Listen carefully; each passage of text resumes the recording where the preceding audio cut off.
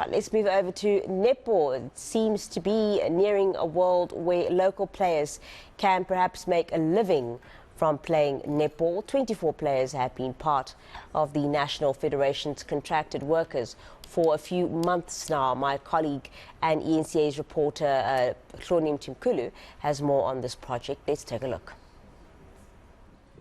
Hloni Mtimkulu is one of the 24 players that are part of Netball South Africa's pioneering group of contracted professionals. It is great. Everyone's very excited about it. The whole preparations. We're currently in Cape Town as like a full-time and part-time contracted players. So now we're staying there, focusing on the training, focusing on building up into the 2023 World Cup. The latest developments are welcomed by former players who had hard decisions to make about their sporting futures after the school years. Some of the issues that we had to deal with was, yes, we're student athletes, you finish studying, and then what?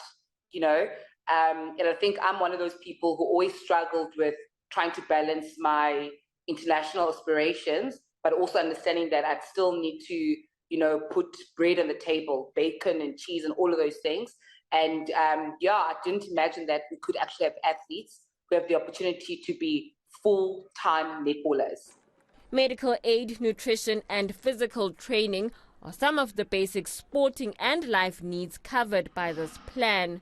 In return, players must be available for national team duty and keep up their physical conditioning, among other terms.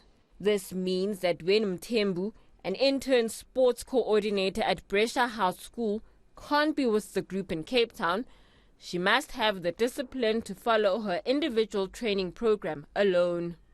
As the biggest women's sport in the country, this move is going a long way to making sure players' attention stays on netball and that they can live off the sport. But it will be great. It will be great because your whole life is just dedicated. That's what you do. It becomes a job. So it becomes easier to just wake up and train because that's what you should be doing. You have all the time and you don't have to wake up for this before doing that and then, you know.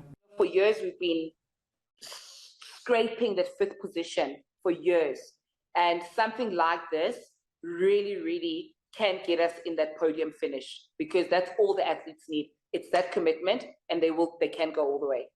Mtimkulu admits there are things to be worked on in the program, but she remains honored to be in the first group to grapple with challenges that are confronting the move towards full professional netball status.